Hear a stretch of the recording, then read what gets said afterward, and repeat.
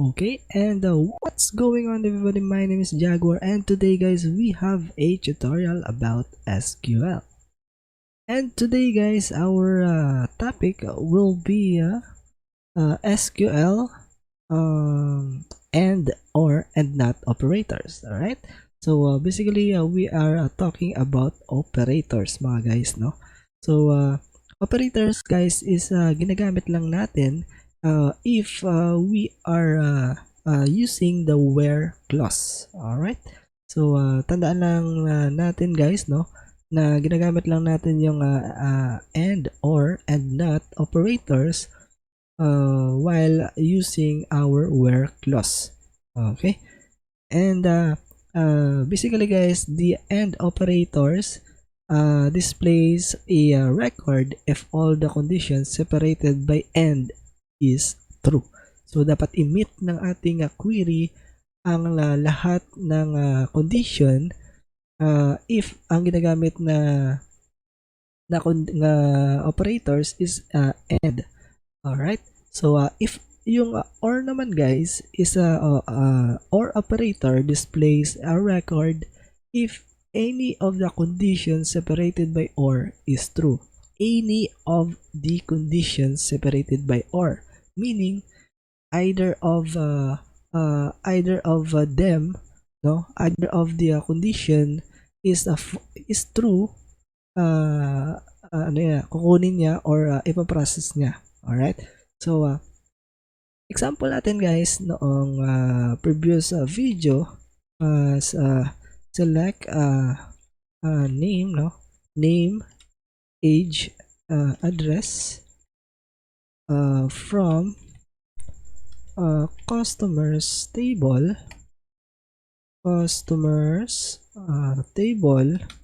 where where name is equals to Jaguar the Great. Alright, so ito yung ating previous na statement na ginawa, no?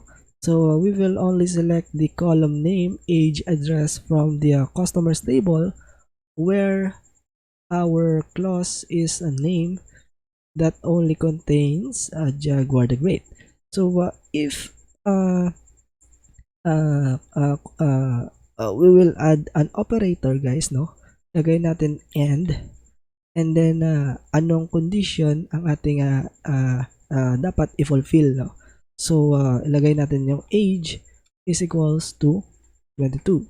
Alright, so basically guys, basahin natin meaning nito ng ating query na ginawa is select name, age, address from customers table where the name is equals to the Jaguar the Great, and also if the query fulfill this, no, and then the query will proceed to the next condition, which is the age is equal to 22. So the query will find the condition, no, will find the data inside the database with our conditions and then spit it out, no.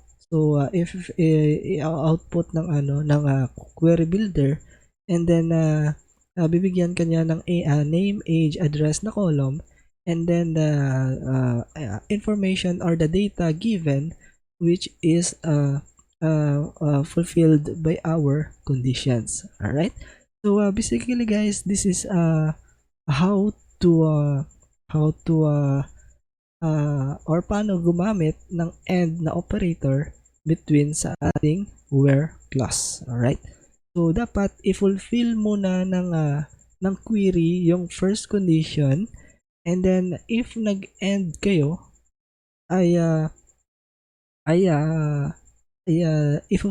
dapat i-fulfill din yung next.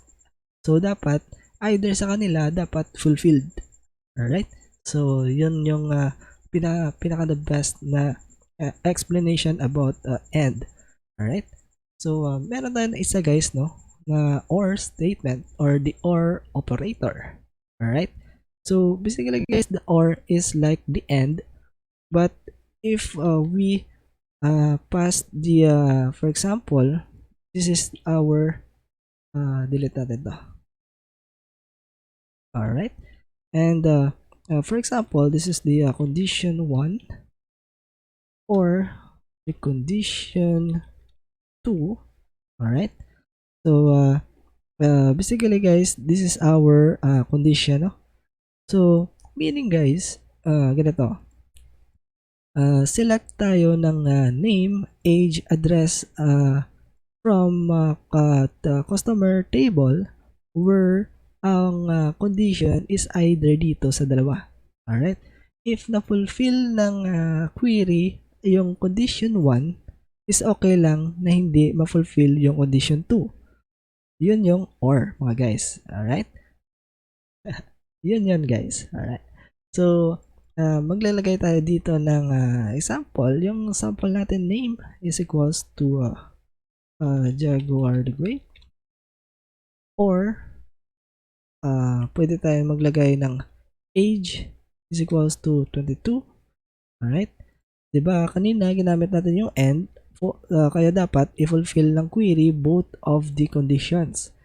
But we are now using or, either of these two is pwedeng ma-fulfill. Okay lang na hindi ma-fulfill yung age, pwede rin na hindi ma-fulfill yung name, but either of them dapat may ma-fulfill na isa.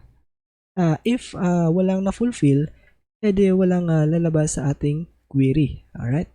So, walang i-output yung query builder. So, that's it guys, no? Yan yung or natin. And the last guys is the not condition. Alright? So, not syntax guys. Alright? So, the not operator guys display a record if the conditions is not true. Alright?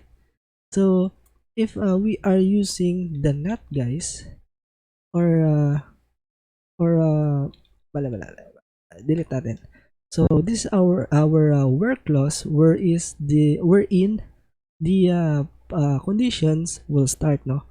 So, basahin natin guys. Select name, age, address from customers table where not, lagay natin ng not, where not condition. Alright? So, ito yung ating condition.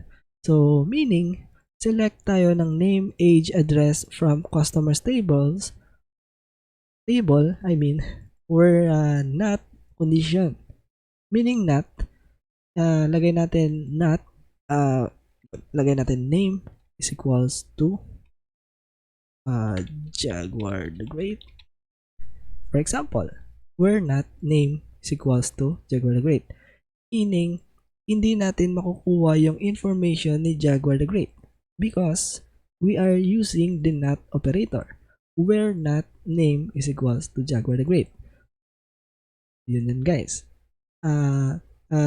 Parehas lang rin guys na hindi tayo maggamit ng not operator, no? So, yung i-display ng ating query builder is the lahat ng record na nasa ating database where Jaguar the Great ay hindi niya ilalabas. Alright? Parang ganun guys. Parang ganun yung logic. Pwede din natin guys na gawin na ganito. Select name, age, address from customers table where name is not equal to Jaguar the Great. Ibig sabihin guys, kunin natin lahat ng data sa customers na table, kunin natin lahat na data wherein ang column na nilagay natin is name, age, address from a customers table where ang name ay dapat hindi equal sa Jaguar the Great na pangalan. Alright? So, that's it guys, no? So, na-learn nyo guys mag-end operator, mag-or operator, and then the not operator. Okay? So, that's it guys. And play around guys, no, sa mga queries natin, sa mga statements, and sa ating work clause, and also guys, the ating operators, no?